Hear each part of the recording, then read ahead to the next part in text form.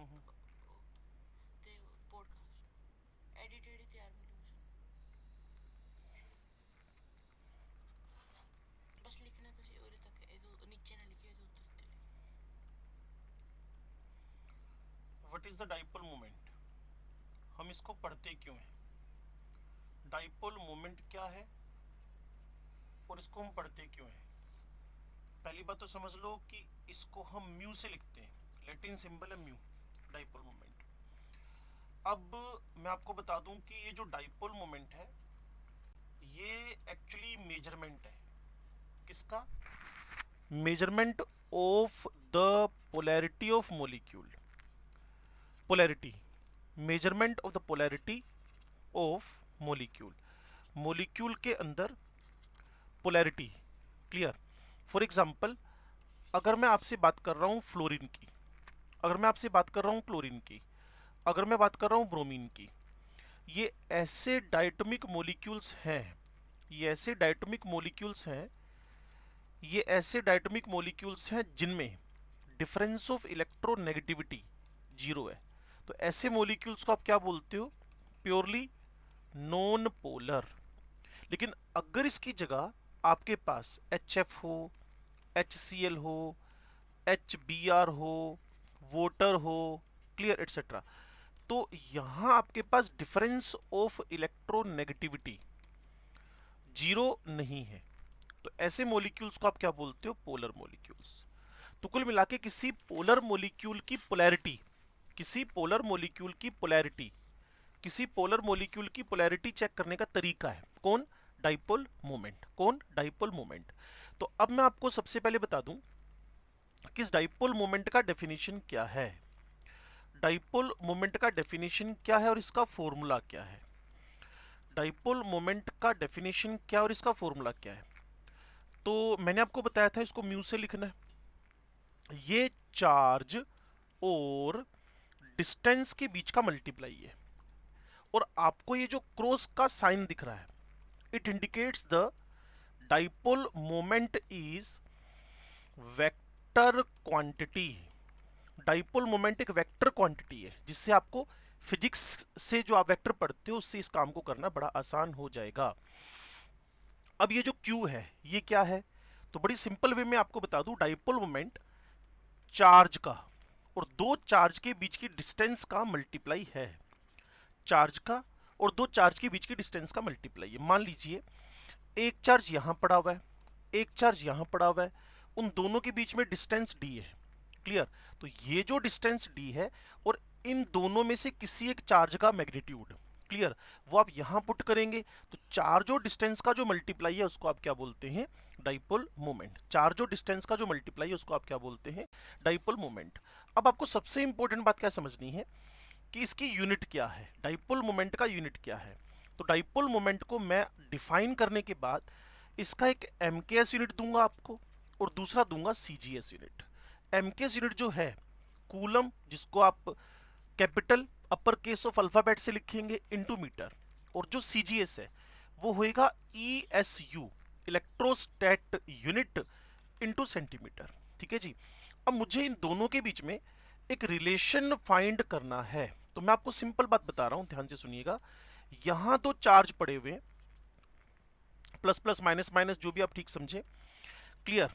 क्योंकि अगर minus minus होंगे तो रिपेल करेंगे, प्लस प्लस हुए तो अट्रैक्ट करेंगे, प्लस माइनस होंगे तो अट्रैक्ट करेंगे। दो प्लस रिपल्शन, दो minus repulsion.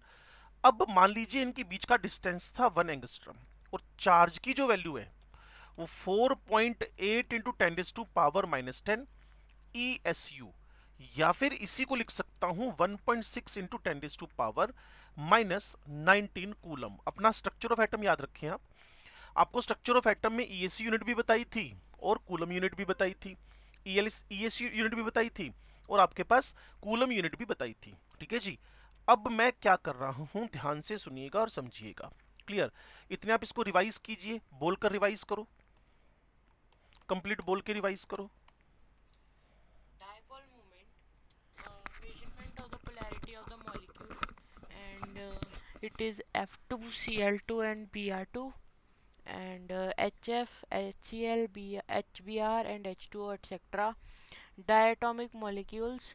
and they have electronegativity, difference of electronegativity 0, so they are non-planar. And electronegativity in the HF, HCl, HBr, H2, etc. is electronegativity not equal to 0, so they are polar. Definition formula is equal to nu is equal to charge into distance, and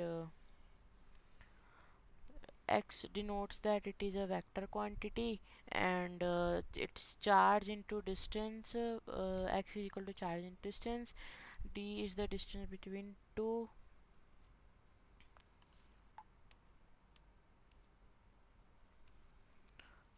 two units, mks and cgs. Mks is coulomb into meter, cgs is equal to ESU into centimeter.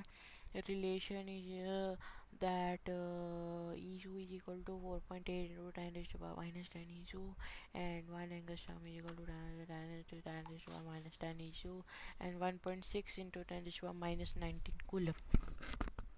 जब आपने इसका revision कर लिया है तो ये जो 4.8 into 10 to power minus 10 है और 1.6 इंटू 10 टू पावर माइनस 19 है। ओके, तो हम क्या करने जा रहे हैं अब आपको समझा रहे हैं कि इन दोनों को एक दूसरे में कैसे आप इंटरचेंज कर सकते हैं, इन दोनों को कैसे। तो सबसे पहले मैं म्यू इज इक्वल टू क्या लिख रहा हूँ, क्यू का वैल्यू लिख रहा हूँ। It is 4.8 into 10 to power minus 10 लिख दिया क्यू का वैल्यू। वो जो डिस्टेंस है आप जानते हैं 1 एंगस्ट्रम में 10 टू पावर माइनस 8 सेंटीमीटर है, तो कूलम ईएसयू के साथ तो मुझे सेंटीमीटर लिखना ही था। तो जब ये सोल्व हुआ ये 4.8 into 10 to power minus 18 E S U into centimetre हो गया। और आपको एक बात बता दूं, वेरी इंपॉर्टेंट है, 10 to power minus 18 E S U into centimetre को आप साइंटिस्ट का नेम है D B Y E, 1 Debye भी बोल सकते हैं। तो कुल मिलाकर आंसर आपके पास 4.8 डिवाई आ जाएगा, 4.8 डिवाई आ जाएगा।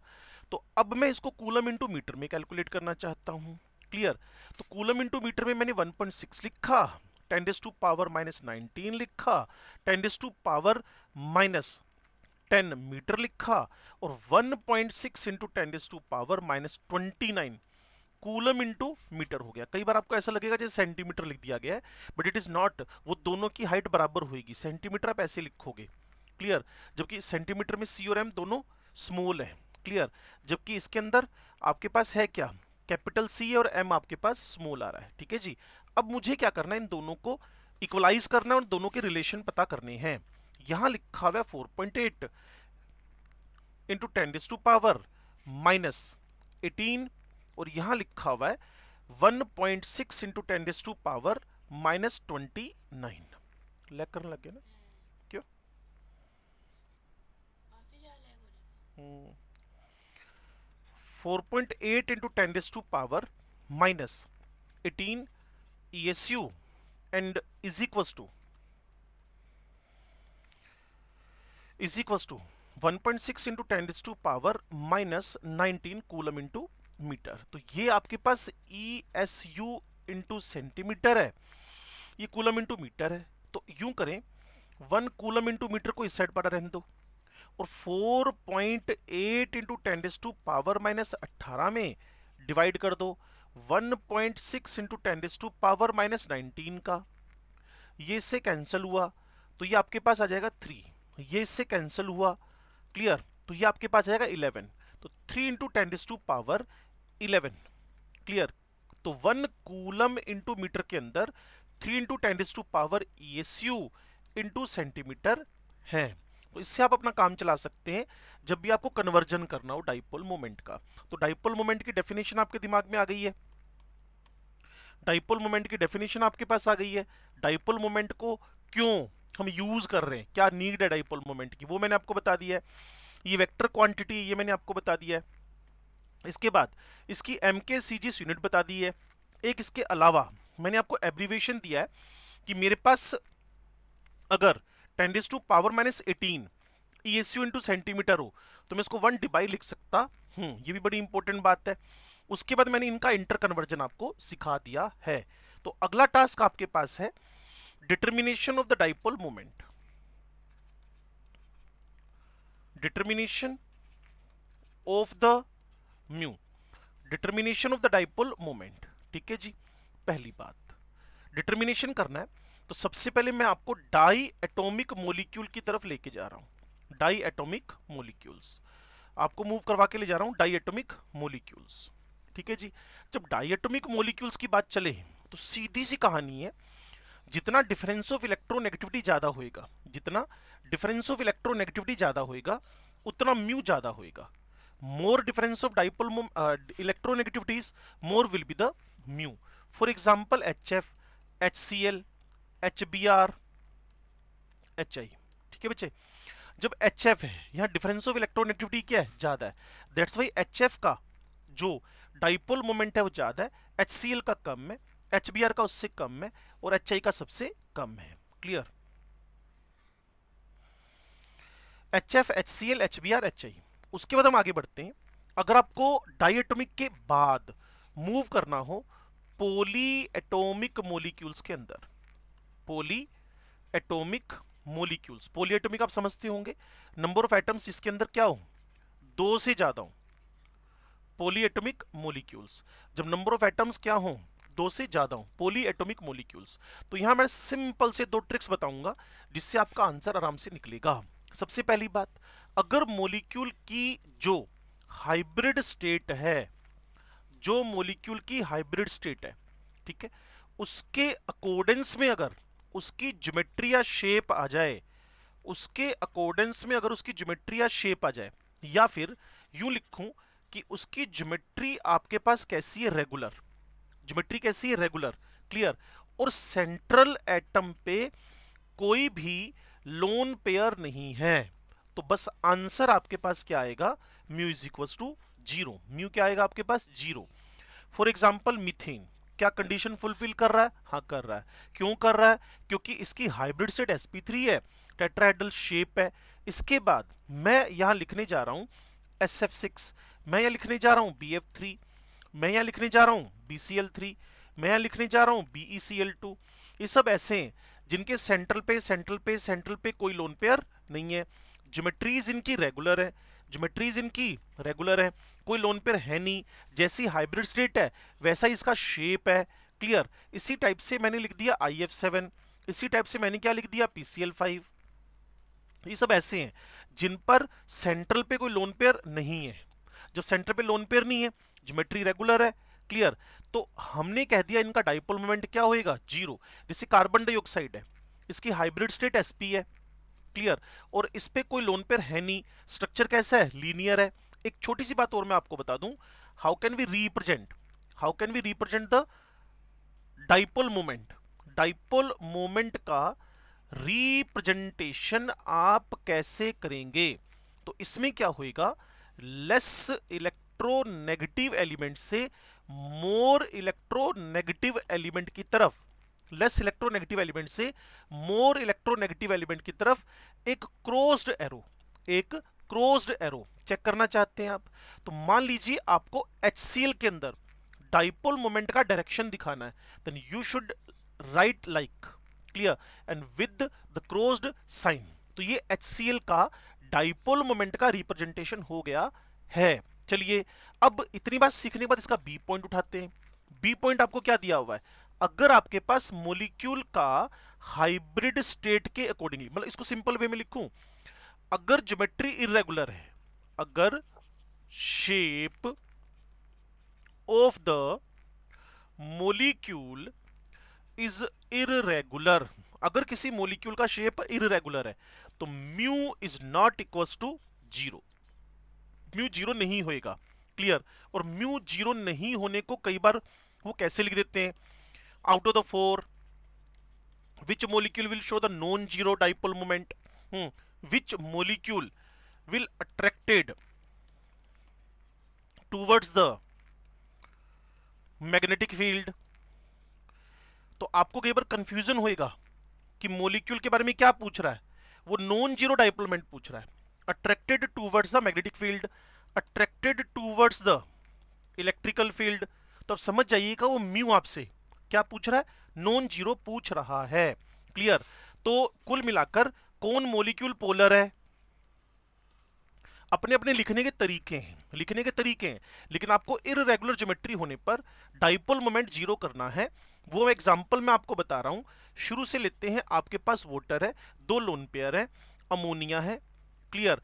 चाहे वो NF3 है, चाहे वो NCl3 है, चाहे वो PCl3 है। क्लियर? तो इसी तरीके से आपके पास नंबर ऑफ मॉलिक्यूल्स मिलेंगे, चाहे वो IF3 है, चाहे वो IF5 है, जो इररेगुलर हैं उनका सबका डाइपोल मोमेंट क्या होएगा? जीरो होएगा। ओके, नॉन जीरो होएगा। अगर आपको समझना है तो तीसरी बात और बोलना चाहता हूं। अगर मॉलिक्यूल के दो इक्वल हाफ हो जाए, क्लियर, अगर मॉलिक्यूल के दो इक्वल हाफ हो जाए, मॉलिक्यूल के दो बराबर टुकड़े हो जाएं, क्लियर, और उस पे दो लोन पेयर कुल मिलाकर लोन पेयर भी हों। कई बार आपको लगता है ना लोन पेयर ना हो, लोन पेयर भी नॉन जीरो, मतलब लोन पेयर होने चाहिए, जीरो नहीं होनी चाहिए, लेकिन मॉलिक्यूल के तो इक्वल हाफ हो जाए, सराउंडेड एटम सेम हो। फॉर एग्जांपल मैं आपको जिनोन F4 का एग्जांपल दे रहा हूं। जिनोन F4 के दो बराबर टुकड़े कर सकते हो मॉलिक्यूल के। आपको पता है ये sp3d2 हाइब्रिड है। क्लियर? यहां F है, यहां F है, यहां F है, यहां F है, और इस तरीके से मॉलिक्यूल को फोल्ड कर सकते हो आप, दो इक्वल पार्ट्स कर सकते हो, इस एक्सिस पे भी, इस एक्सिस पे भी, इस एक्सिस पे भी, कहीं से भी। कुल मिलाकर इस टाइप के मॉलिक्यूल में सिमेट्री होएगी और डाइपोल मोमेंट क्या होएगा? जीरो होएगा। क्लियर? अगर आपको समझना है, इसी चीज को फिर समझना है, तो ध्यान से सुन लो। यहां मैंने क्या किया? एक्सी लिया। यहां मैंने एफ बड़ा लैग आ रहा है ना, कारण रिकॉर्डिंग तो जना रहे होगा पक्का।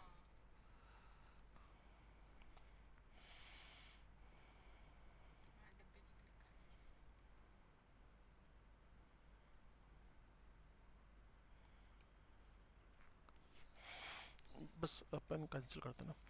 अब देखो, जिनोन और फ्लोरीन में से towards xenon, towards xenon, towards fluorine, towards fluorine, towards fluorine. ठीक है जी? तो ये इससे कैंसिल हो गया, ये इससे कैंसिल हो गया, तो इसका एग्जैक्ट म्यू क्या आ जाएगा आपके पास? जीरो। ठीक है ना? क्योंकि लोन पेयर में एक बात और मैं आपको बता दूं, छोटी सी बात है, जब आप किसी भी बॉन्ड को लेकर चलते हो तो उसको बोलते हो आप लोग bond moment. Type of dipole moment में भी क्लासिफिकेशन चलता है। और अगर आपके पास यही लोन पेयर जुड़ा हुआ हो, लोन पेयर, तो उसको आप बोलते हो ऑर्बिटल मोमेंट, उसको आप बोलते हो ऑर्बिटल मोमेंट, उसको आप बोलते हो ऑर्बिटल मोमेंट।